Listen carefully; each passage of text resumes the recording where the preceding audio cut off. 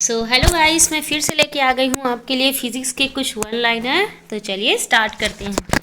देखो यहाँ पे कुछ ना आविष्कार, खोजकर्ता, चुंबकीय तरंगे और खोजकर्ता और उसका रेंज दिया हुआ है और उसके उपयोग दिए हुए हैं, जो कि बहुत इंपॉर्टेंट है। और घुमा घुमा के क्वेश्चन इसमें से पूछा जाता है। तो जो गामा किरणें हैं ना, गामा रेस, ठीक है। गामा रेस की खोज ना बैकुरल ने किया था। किसने किया था? बैकुरल ने खोज किया था गामा रेस की। और इसका उपयोग देखते हैं, क्योंकि उपयोग इसका ज़्यादा इंपॉर्टेंट है। इसकी ना वेधन क्षमता अत्यधिक होती है गामा रे की। जितने हम लोग जानते हैं उसमें सबसे ज़्यादा वेधन क्षमता गामा रेस की होती है। तो इसका उपयोग ना नाभिकीय अभिक्रिया तथा कृत्रिम रेडियोधर्मिता में किया जाता है। नाभिकीय अभिक्रिया में तथा कृत्रिम रेडियोधर्मिता में इसका उपयोग किया जाता है। ये मनुष्य के लिए ना बहुत हानिकारक होता है गामा रे। सबसे ज़्यादा हाई इंटेंसिटी इसकी होती है, तो ये सबसे ज़्यादा हानिकारक होता है। और नाभिकीय अभिक्रिया में किया जाता है और कृत्रिम रेडियोधर्मिता में इसका उपयोग किया जाता है गामा रे का। और खोज किसने किया था? बैकुरल ने किया था। अच्छा, वेवलेंथ जो रेंज है ना, वो 10 के बीच में रहता है। और फ्रीक्वेंसी जो रेंज है ना, 10 से 10 तक रहती है। ये उतना ज़्यादा इंपॉर्टेंट नहीं है, बट यूजेस क्या है ये ज़्यादा इंपॉर्टेंट है। ठीक है। उसके बाद में है नेक्स्ट एक्स किरणें। एक्स किरणों की खोज रोंटगन ने की थी। ये भी बहुत इंपॉर्टेंट है, खोज करता इंपॉर्टेंट हो जाता है। ठीक है। तो एक्स किरणों की खोज ना रोंटगन ने की थी। और एक्स किरणों का हमको पता है क्या यूज़ होता है। चिकित्सा एवं औद्योगिक क्षेत्र में इसका उपयोग किया जाता है। किसमें? चिकित्सा एवं औद्योगिक क्षेत्र में उपयोग किया जाता है एक्स किरणों का। जिसकी रेंज जो है ना 10⁻⁻10 से लेके 10⁸ तक होती है। और फ्रिक्वेंसी जो होती है ना इसकी 10⁻18 से 10⁻16 तक होती है। देखो कम होते जा रहा है, अब जितना आगे बढ़ते जाएंगे कम होते जाएगा फ्रीक्वेंसी। इसकी 20 से 18 के बीच में थी, इसकी 18 से 16 के बीच में थी। अब नेक्स्ट की जो पराबैंगनी किरणें आएगी उसकी 10⁻16 से 10⁻14 तक होगा। और दृश्य किरणों का होगा 10⁻14 से 10⁻12 तक। तो दो दो का फ्रीक्वेंसी में दो दो का इसमें गैप आते जाएगा। ठीक है। तो गामा रे सबसे ज़्यादा इसकी वेधन क्षमता बहुत ज़्यादा होगी, तो रेडियोधर्मिता में यूज़ करेंगे, नाभिकीय अभिक्रिया में यूज़ करेंगे। एक्स किरणों थोड़ा सा उससे कम हार्मफुल होगी, तो चिकित्सा औद्योगिक क्षेत्र में इसका उपयोग करेंगे। फिर आएगा पराबैंगनी किरणें, अल्ट्रा वायलेट रेडिएशन, जिससे बचने के लिए हम सनस्क्रीन लगाते हैं। तो पराबैंगनी किरणें जो है ना, ये ना सेकाई करने, प्रकाश विद्युत प्रभाव को उत्पन्न करने और बैक्टीरिया को नष्ट करने में इसका उपयोग किया जाता है। किसमें? सेकाई करने के लिए, प्रकाश विद्युत प्रभाव को उत्पन्न करने के लिए, बैक्टीरिया को नष्ट करने के लिए, ये सब के लिए यूज़ किया जाता है पराबैंगनी किरणों का। और इसकी खोज ना रिटर ने किया था। किसने किया था? रिटर ने किया था। एक्स किरणों की खोज रोटजन ने किया था और पराबैंगनी किरणों की खोज रिटर ने किया था। ठीक है। और इसकी भी फ्रीक्वेंसी जो रेंज है ना 10⁻16 से 10⁻14 तक होती है। और जो इसका तरंग दैर्ध्य परिसर या वेव लेंथ जो रेंज है ना, वो 10⁸ से 10⁸ तक होता है। दृश्य किरणें है ना, विजिबल लाइट। अब जस्ट इसके बाद में विजिबल लाइट आ जाता है, जो हम देख पाते हैं। अल्ट्रा वायलेट रे हम नहीं देख पाते, एक्स किरणें नहीं देख पाते, गामा रे नहीं देख पाते, इसके बाद में भी नहीं देख पाते। अवरक्त किरणें, लघु रेडियो तरंगों को भी नहीं देख सकते, सिर्फ दृश्य किरणों को ही देख सकते, इसलिए नाम ही इसका पड़ा दृश्य किरणें। इसकी खोज ना न्यूटन ने किया था, दृश्य किरणों की खोज। और ना इसका जो है ना परिसर जो है वो 3.9 इंटू 10⁻⁻7 से लेकर 7.8 इंटू 10⁻7 तक के बीच में होता है। ये इंपॉर्टेंट है, इसको याद रखना जरूरी है। और जो फ्रीक्वेंसी होती है ना इसकी 10⁻14 से लेके 10⁻12 तक होती है। इससे हमें वस्तुएं दृष्टिगोचर होती है, मतलब हम अभी तक जो देखते हैं, अभी हम आसपास जितने भी चीज़ों को देख पा रहे हैं, वो दृश्य किरणों, विजिबल लाइट में ही जो अवेलेबल है उसी को देख पा रहे हैं।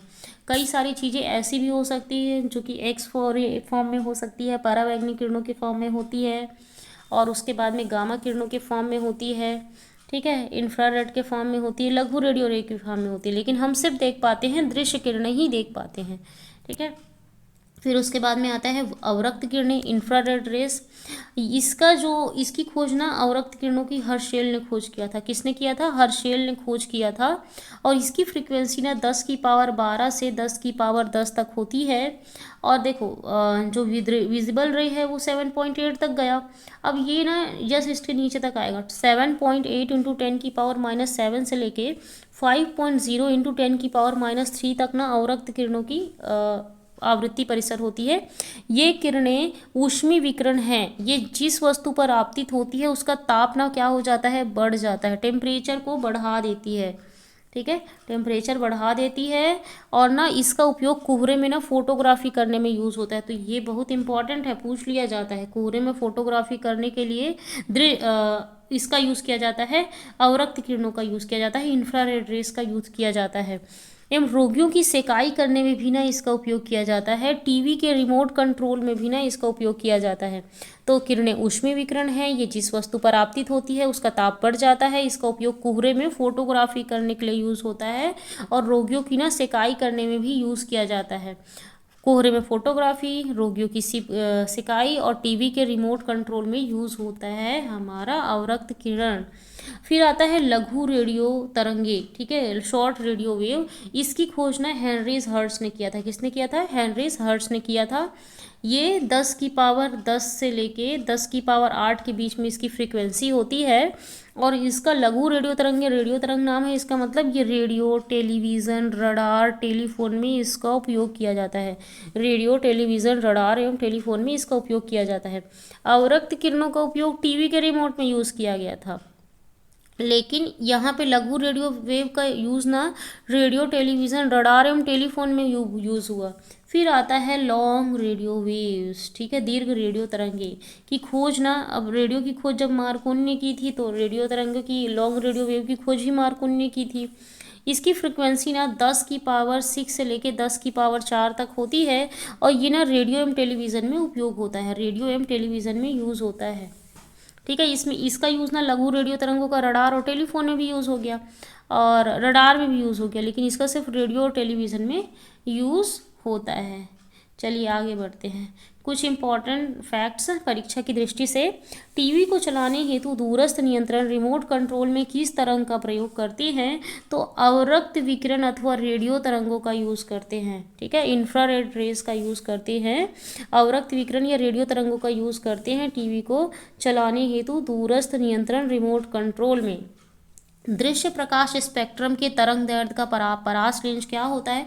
तो अभी हमने पढ़ा था, जिस रेंज में हमको दिखाई देता है वो 4000 एंगस्ट्रॉम से लेके 7800 एंगस्ट्रॉम के बीच में होता है, जो कि कई बार 3.9 से लेके 7.8 बोल दिया जाता है, या फिर कई बार 4.0 इंटू 10 की पावर -7 मीटर से लेके 7.8 इंटू 10 की पावर -7 मीटर रेंज इसका बोल दिया जाता है। ठीक है, जीवाणु के निराकरण के लिए किस विकिरण का प्रयोग किया जाता है? तो पराबैंगनी विकिरण का यूज़ करते हैं हम, है ना। पराबैंगनी विकिरण का हम यूज़ करते हैं जीवाणु के निराकरण के लिए अल्ट्रावायलेट रे का। प्रतिदीप्ति नलिका फ्लूरोसेंट ट्यूब में प्रारंभ में उत्पन्न विकिरण क्या होता है? तो फ्लूरोसेंट ट्यूब में ना उत्पन्न जो विकिरण होता है वो पराबैंगनी विकिरण होता है। क्या होता है? पराबैंगनी विकिरण होता है। नेक्स्ट क्वेश्चन है, दूरदर्शन प्रसारण टेलीकास्ट में चित्र संदेशों के संचरण में किसका मॉड्यूलन किया जाता है? तो आयाम मॉड्यूलन का उपयोग किया जाता है। दूरदर्शन प्रसारण में चित्र संदेशों के संचरण में किसका मॉड्यूलन का उपयोग किया जाता है? तो आयाम मॉड्यूलन का प्रयोग किया जाता है। रेडियो या दूरदर्शन के प्रसारण में ध्वनि संदेशों के संचरण हेतु, मतलब जो ध्वनि संदेश है उसके एक जगह से दूसरे जगह जाने हेतु किस मॉड्यूलन का प्रयोग किया जाता है? तो आवृत्ति मॉड्यूलन का यूज़ किया जाता है। ठीक है, आवृत्ति मॉड्यूलन का यूज़ किया जाता है ध्वनि संदेशों को संचरण हेतु। एक रेडियो स्टेशन से 30 मीटर बैंड पर प्रसारण प्राप्त होता है, तो इस स्टेशन द्वारा प्रेषित वाहक तरंगों की आवृत्ति कितनी होगी? ठीक है, तो 30 मीटर बैंड पर प्रसारण प्राप्त होता है, तो इस स्टेशन द्वारा प्रेषित वाहक की आवृत्ति 10 की पावर 7 हर्ट्ज या 10 मेगा हर्ट्ज होगी। ठीक है, 10 की पावर 7 हर्ट्ज या 10 मेगा हर्ट्ज होगी। इसको कैलकुलेट कर लेंगे, जैसे कि यहाँ पे 3.0 इंटू मीटर था ना, तो 3.0 इंटू 10 की पावर 8 से अपॉन 30 कर लिए, प्रकाश की फ्रीक्वेंसी 3.0 इंटू 10⁸ तो अपॉन 30 कर लिए, तो इस तरीके से हम कैलकुलेट कर लेंगे। ठीक है, आगे बढ़ते हैं। यहाँ पे ना कुछ दिया हुआ है किसके किसके रेंज के बीच में कौन कौन लाई करता है। तो गामा किरणें किस किस के बीच में लाई करती है ये दिया हुआ है। तो 10⁻⁻14 से लेके 10⁻10 के बीच में ना गामा किरणें लाई करती है। ठीक है, उसके बाद में एक्स किरण आ जाता है। अब एक्स किरण ना ये ना 10⁻⁻9 समथिंग या 10 के बीच तक जाती है ना, नहीं 10 की बात नहीं, 10⁻7 तक जाती है एक्स किरणें। और ना ये ना इसके बीच में होता है, मतलब 10 से पहले, मतलब 10⁻9 से लेके 10⁻7 तक जाती है एक्स किरणें। उसके बाद में ना सबसे ज़्यादा मतलब गामा किरणें आती है, सबसे ज़्यादा इंटेंस होती है, फिर एक्स किरणें होती है, फिर परावैंगनी किरणें होती है, अल्ट्रा वायलेट रे होती है।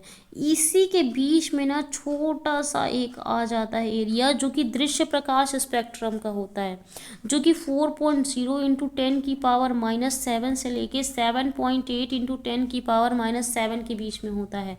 तो सबसे पहले गामा किरणों की फ्रिक्वेंसी, फिर उसके बाद में एक्स किरणों की होती है, फिर परावैंगनी की होती है, और अवरक्त और परावैंगनी के बीच में ना दृश्य प्रकाश होता है। फिर उसके बाद में अब अवरक्त हो गई 10⁻⁻6 से लेकर 10⁻⁻4 के बीच में। इसी के बीच में अवरक्त के जस्ट बाद और रेडियो तरंगों के पहले माइक्रो तरंग आता है। ठीक है, माइक्रो तरंग आता है जो कि करीब 10⁻5 से लेके 10⁻6 के बीच में होता है माइक्रो तरंगे। ठीक है, उसके बाद में आता है रेडियो तरंग आता है। ठीक है, तो दृश्य प्रकाश इन दोनों के बीच में हमको दिखता है। जैसे यहाँ पे दिया हुआ है इमेजेस में दृश्य प्रकाश के विभिन्न रंगों के स्पेक्ट्रम। तो अब देखो वहाँ पे मैंने ये बता चुका है कि गामा किरण की इंटेंसिटी सबसे ज़्यादा होती है, फिर एक्स किरण, फिर परावैंगनी, फिर इन्हीं के बीच में परावैंगनी और अवरक्त के बीच में दृश्य प्रकाश आता है, फिर अवरक्त आता है, फिर माइक्रो तरंग आता है और फिर रेडियो तरंग आता है। अब हमको दृश्य प्रकाश के बारे में भी तो देखना पड़ेगा। ठीक है, क्योंकि हम दृश्य प्रकाश में ही तो देख पाते हैं कोई भी चीज़ को। तो दृश्य प्रकाश में ना यहाँ पे 7 रंग है। ठीक है, जो कि 4.0 इंटू 10⁻⁻7 से लेके 7.8 इंटू 10⁻⁻7 मीटर के बीच में है, और विबग्योर के फॉर्म में इस तरीके से इसकी फ्रिक्वेंसी बढ़ती हुई दिखेगी। ठीक है, इसकी इस तरफ परावैंगनी अल्ट्रा वायलेट रे है, इसके इस तरफ अवरक्त किरणें हैं, इंफ्रारेड विकिरण है। ठीक है, तो बैगनी रंग की वायलेट की सबसे ज़्यादा होगी। ठीक है, फिर जामुनी, फिर नीला, फिर हरा, फिर पीला, नारंगी, लाल, कुछ कुछ के डिफरेंस में। जैसे कि बैगनी का 4000 एंगस्ट्रॉम से लेके 4300 एंगस्ट्रॉम के बीच में, फिर जामुनी का 4300 से लेके 4600, फिर नीला का भी वैसे ही 4 का डिफरेंस है, फिर हरे में 7 का डिफरेंस है, पीले में 3 का डिफरेंस है, 300 का। उसके बाद नारंगी में 400 का डिफरेंस है, और फिर लाल में यहाँ पे 6 और 8 कितना हो गया 14 का डिफरेंस है।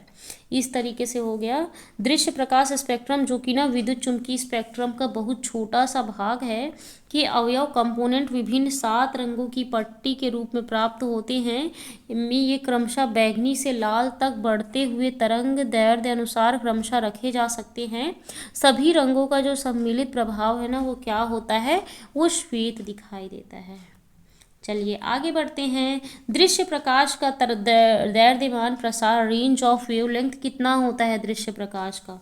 तो दृश्य प्रकाश का करीब ना 390 से लेके 780 nm होता है, या फिर 3.9 इंटू 10⁻⁻7 से लेके 7.8 इंटू 10⁻⁻7 मीटर के बीच में होता है, या नैनोमीटर होता है। ठीक है, तो याद रखिएगा हमने वहाँ पे कई जगह 4 से पढ़ा जाता है, 4 से 7.8, और कई जगह पढ़ा जाता है 3.9 से 7.8 के बीच में। रडार शत्रु के वायुयानों का पता लगाने के लिए किन तरंगों का प्रयोग करता है। तो रेडियो तरंगों का यूज़ करता है। Radar radio. ठीक है, तो रडार शत्रु के वायुयानों का पता लगाने के लिए किन तरंगों का प्रयोग करता है, तो रेडियो तरंगों का प्रयोग करता है। अंधेरे अथवा कोहरे में लक्ष्य ढूंढने हेतु किन तरंगों का प्रयोग करते हैं, तो हम अवरक्त किरणों या फिर इंफ्रारेड रेस का यूज़ करते हैं। इंफ्रारेड वेव्स का हम यूज़ करते हैं अवरक्त तरंग का अंधेरे अथवा कोहरे में लक्ष्य ढूंढने हेतु। ये जैसे दृश्य प्रकाश के बाद आता है। सीटी कंपोनेंट मतलब कंप्यूटर टोमोग्राफी इसको बोलते हैं। सीटी स्कैन जो होता है ना, उसी की बात कर रहे हैं। सीटी स्कैन करने के लिए किन तरंगों का उपयोग किया जाता है? तो एक्स किरणों का प्रयोग किया जाता है सीटी स्कैन करने के लिए। इसको ना कंप्यूटर टोमोग्राफी बोलते हैं। ये कंप्यूटर लिखा हुआ है। प्रकाश का वेग सर्वप्रथम किसने मापा था? तो रोमर ने नापा था प्रकाश का वेग। ठीक है, कितना होता है बताइएगा। आती हुई कार की चाल को मापने के लिए यातायात अधिकारी ऑफिसर उस पर कौन सी किरण डालता है? तो सूक्ष्म तरंगे डालता है, माइक्रोवेव डालता है। यातायात अधिकारी जो होता है ना, वो किस स्पीड से है, उसकी स्पीड क्या है करके, तो उस पर सूक्ष्म तरंगे माइक्रोवेव डाल के वो देख लेता है कि उसकी स्पीड क्या है। माध्यम का ताप बढ़ने पर प्रकाश की गति पर क्या प्रभाव पड़ेगा?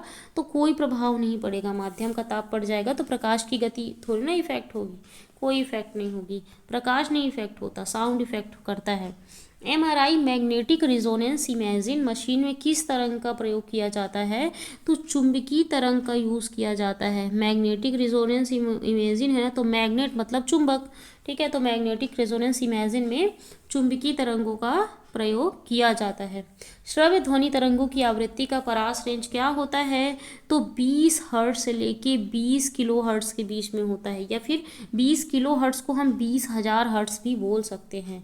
ठीक है, तो श्रव्य ध्वनि तरंगों की आवृत्ति कितनी होती है? 20 हर्ट्ज से 20 किलो हर्ट्ज या 20,000 हर्ट्ज। ध्वनि की उत्पत्ति कैसे होती है? तो किसी माध्यम में ना विक्षोभ उत्पन्न होने से, अर्थात काल्पनिक गति उत्पन्न होने से। मतलब कोई वस्तु जो कंपन करती है ना, तभी वहाँ पे ध्वनि उत्पन्न होता है। तो विक्षोभ उत्पन्न करके, विक्षोभ मतलब उसको हिला डुला के या फिर उसको कुछ काम करवा के या फिर कंपन करके ध्वनि उत्पन्न होती है। कौन सी तरंगे शून्य स्पेस वैक्यूम में संचरित नहीं हो सकती? तो यांत्रिक या ध्वनि तरंगे जो है ना, स्पेस या वैक्यूम में संचरित नहीं हो सकती। मैंने कल भी बताया था आपको। रेडियो तरंगों की चाल व प्रकाश तरंग की चाल का क्या अनुपात है? तो 1:1 के फॉर्म में होता है। रेडियो तरंग की चाल व प्रकाश तरंग की चाल का अनुपात 1:1 होता है, क्योंकि दोनों की चाल क्या होती है? बराबर होती है, प्रकाश की चाल व रेडियो तरंग की चाल। तो आज के लिए इतना ही। Thank you so much. Bye bye.